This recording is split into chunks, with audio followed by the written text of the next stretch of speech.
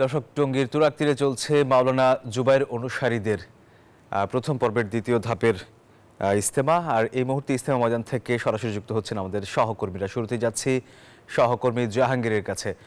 জাহাঙ্গীর, ইজতেমাতে সকাল থেকেই বয়ান পর্ব শুরু হয়েছে। এই পর্বে মুসল্লিদের উপস্থিতি কেমন দেখছেন এবং আগত মুসল্লিরা কি বলছেন?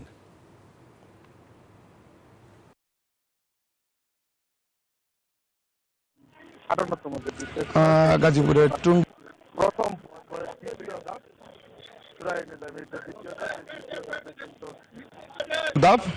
আমাদের পর থেকে কিন্তু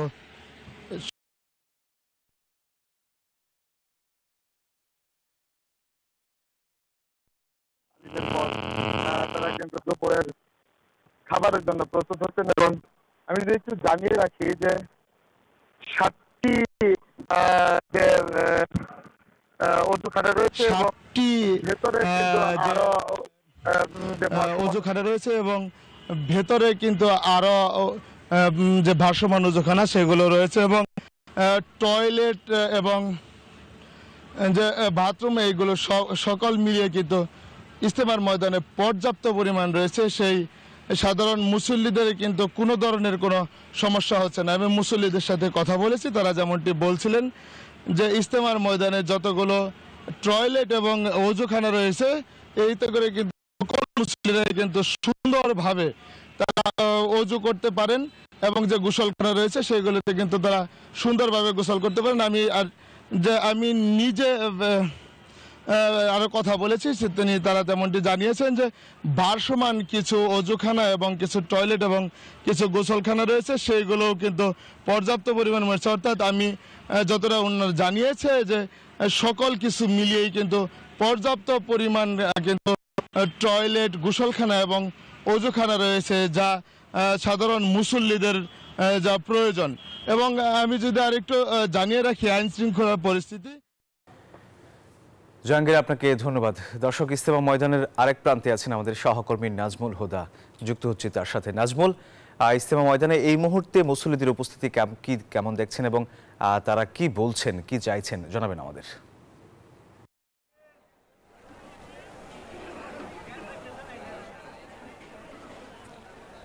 সোহাগ, আপনাকে ধন্যবাদ। আপনি যেমনটি বলছেন, এই মুহূর্তে কিন্তু এখন দেখছেন যে কানায় কানায় পরিপূর্ণ হয়েছে ইজতেমার ময়দান এবং লাখো মুসল্লির ঢল নেমেছে। যেহেতু আমবয়ান হবে আর কিছুক্ষণের মধ্যেই, এখন কিন্তু যে বিরতি চলছে ঠিক সেটাই কিন্তু আপনারা দেখতেই পাচ্ছেন যে ধর্মপ্রাণ মুসলমানরা কানায় কানায় পরিপূর্ণ হয়েছে।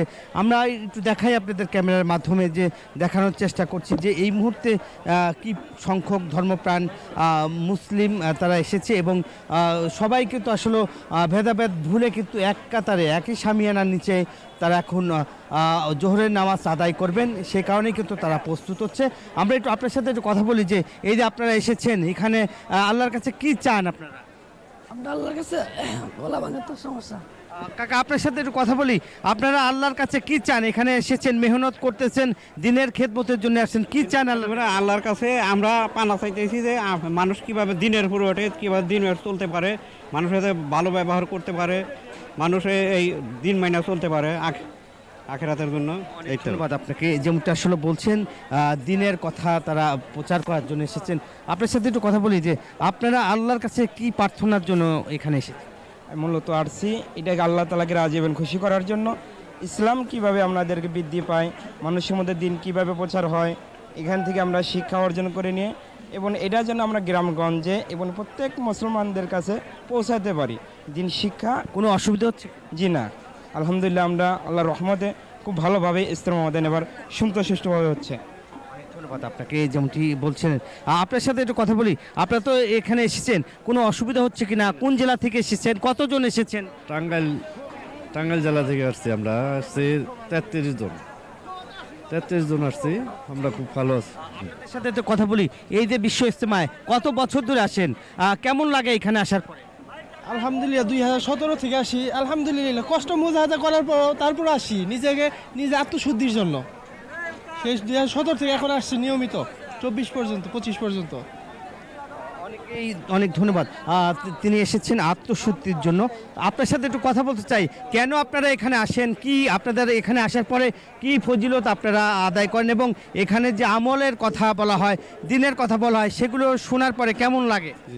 এখানে আসছি আমরা আল্লাহ এবং আল্লাহর রাসূলের রাজি খুশির উদ্দেশ্যে, এবং আল্লাহর রাসূল পৃথিবীতে এসে মানুষকে একমাত্র আল্লাহর পথেই ডাকিছে, অন্য কোনো উদ্দেশ্যেই আল্লাহ তাআলা পৃথিবীতে তাকে পাঠান নাই। এজন্য মানে মক্কার বড় বড় সম্ভ্রান্ত লোক মানে এই দাওয়াতের কাজ থেকে বঞ্চিত রাখার জন্য তাকে বলেছিল যে মক্কার সুন্দরী সুন্দরী রমণী দেব, তোমার যত ধন সম্পদ লাগে সব কিছু দেবো, তুমি শুধু এই দাওয়াতের কাজ থেকে বিরত থাকো। কিন্তু আল্লাহ রাসূল বলেছিল, এগুলো তো দূরের কথা, তোমরা যদি যেটা পারবে না সেটাও যদি আমাকে দাও, তবু আমি এই দাওয়াতের কাছ থেকে দূরে থাকবো না। এমনকি আকাশের মানে সূর্য মানে চন্দ্রও যদি আমার ডান হাতে দাও এবং সূর্য বাম হাতে দাও, তবু এই দাওয়াতের কাছ থেকে আমি বিরত থাকবো না। আসলে বলছিলেন এখানকার ধর্মপ্রাণ মুসলমানরা আসলে বলছিলেন যে দিনের দাওয়াতের কথা বলছিলেন, এবং দেশি বিদেশি মুসলিমরা এসেছেন এবং বিভিন্ন ক্ষেত্রায় তারা এখন অবস্থান করছে, এবং দিনে আলমের কথা শোনার পরে কিন্তু তারা এখান থেকে তারা বয়ান শুনে কিন্তু বিভিন্ন জেলায় তারা যাবে। নাজমুল, আপনাকে ধন্যবাদ।